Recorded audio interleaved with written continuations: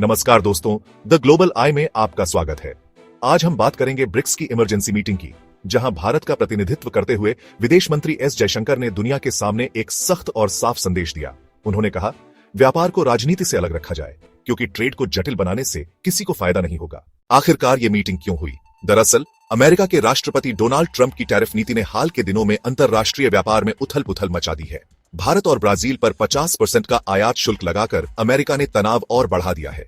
यही वजह थी कि ब्राजील के राष्ट्रपति लूला डी सिल्वा ने ब्रिक्स देशों की यह इमरजेंसी मीटिंग बुलाई। इसमें शामिल हुए चीन के राष्ट्रपति शी जिनपिंग, रूस के राष्ट्रपति व्लादिमीर पुतिन और भारत की ओर से विदेश मंत्री एस जयशंकर। जयशंकर ने कहा, दुनिया को आज सबसे ज्यादा जरूरत है खुले और सहयोगी व्यापार की।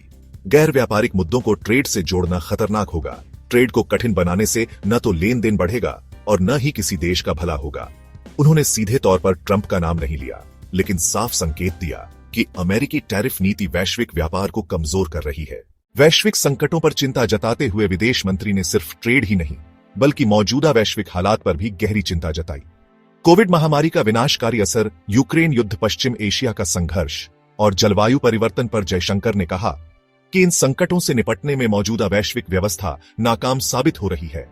इसलिए जरूरी है कि संयुक्त राष्ट्र और अन्य अंतरराष्ट्रीय संस्थाओं में गंभीर सुधार किए जाएं।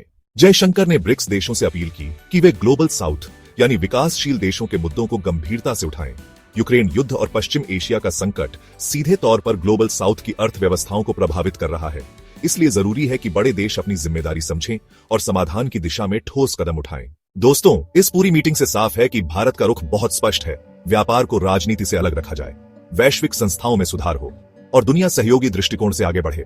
जयशंकर का यह संदेश आज के दौर में बहुत अहम है, क्योंकि अगर टैरिफ वॉर और पॉलिटिकल टकराव ऐसे ही बढ़ते रहे तो सबसे ज्यादा नुकसान विकासशील देशों और आम लोगों को झेलना पड़ेगा।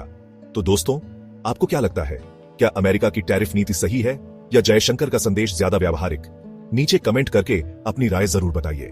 और अगर आपको यह विश्लेषण पसंद आया हो तो वीडियो को लाइक, शेयर और सब्सक्राइब करना न भूलें।